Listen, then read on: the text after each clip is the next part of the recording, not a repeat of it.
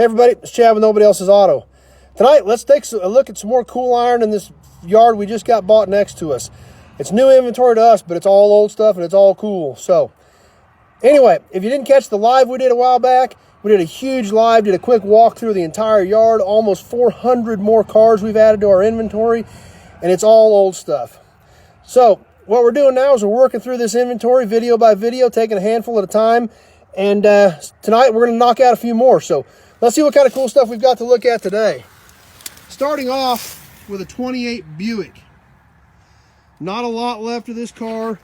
This car still has a license plate on it from 1948. So she's been off the road for a few days.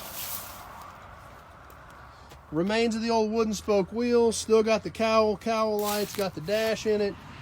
A lot of parts laying in the body. You got to remember these were wooden structured cars. So as the wood rotted out, the parts fell in. You know, the doors, the hood, a lot of stuff still here. A lot more than what it actually looks like is actually left of this car. So, you know, if there's anything you need for a 28 Buick, there may be something here. Still got a trunk on the back. A lot more there than what meets the eye. But that's what she is.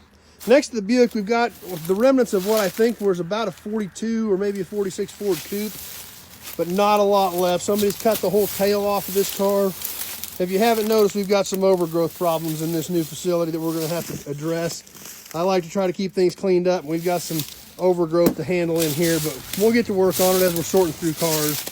This old coupe's definitely seen better days. It's been parted very heavily. Still got the remnants of the flathead in it, but not much there. But it is a coupe, and there could still be a lot of patches and pieces that could be used out of this coupe body for somebody trying to fix a rusty car, because what is here looks really solid. Behind the coupe, we've got a 51 or 52 Ford pickup. This one's also been heavily parted. No hood, no grill in it. Somebody apparently needed a patch out of the roof on this one. They convertibilized it. So it's a little tough. However, one thing that does kind of stand out, cab looks pretty solid. A lot of patches and a lot of pieces could still be saved out of this cab since the roof's already been cut out of it.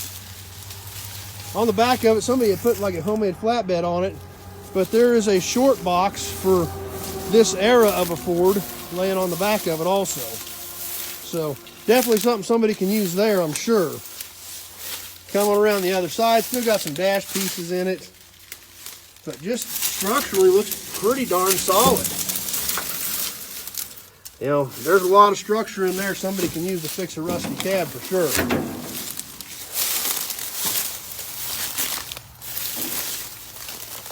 Next to the Ford, we got a super unique car, and this is a mid-50s era. I'm not even sure on the exact year, but we have a pink and white Hudson Hornet, and I'm thinking this is about a 53, yeah, probably 54, 55, 56, right in there, that era. There's a lot of these type of cars, Hudsons, Nashes, you know, things like that, Willys Aero sedan, stuff in here that I've never had before, never really dealt with much before.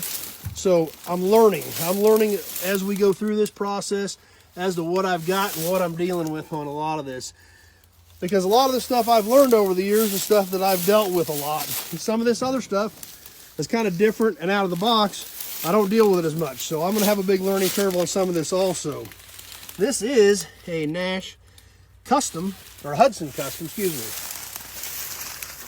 Got off on Nash's, and we're talking about a Hudson. Neat car, cool two-tone. The way the moldings cut the pink from the white on this car. And look at this, here's your fuel filler door. It's even got trim around the fuel filler door. Got an H on the door and a super cool piece of trim that surrounds the thing and runs up the quarter panel. Missing some trim around the back. Man, in its day, that'd have been a super neat car with that two-tone pink and white. Let's take a peek inside of this thing. And that was actually a pretty cool looking car. Look at that horn ring. That was extremely decorative.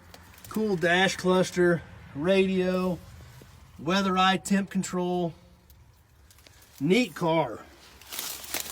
Neat car, and another one of those cars that's really been underappreciated and probably hasn't gotten the notoriety that these cars deserve, because they really were a cool, neat, good looking car. So anyway, there's another batch out of here. Lots and lots of stuff to go.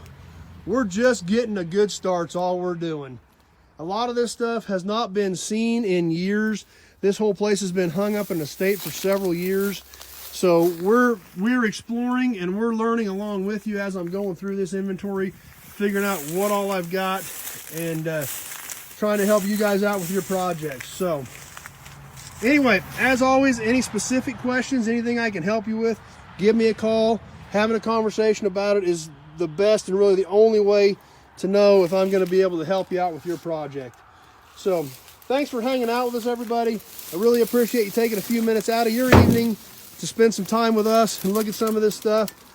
And we will catch you on the next episode. Thanks for watching, everybody.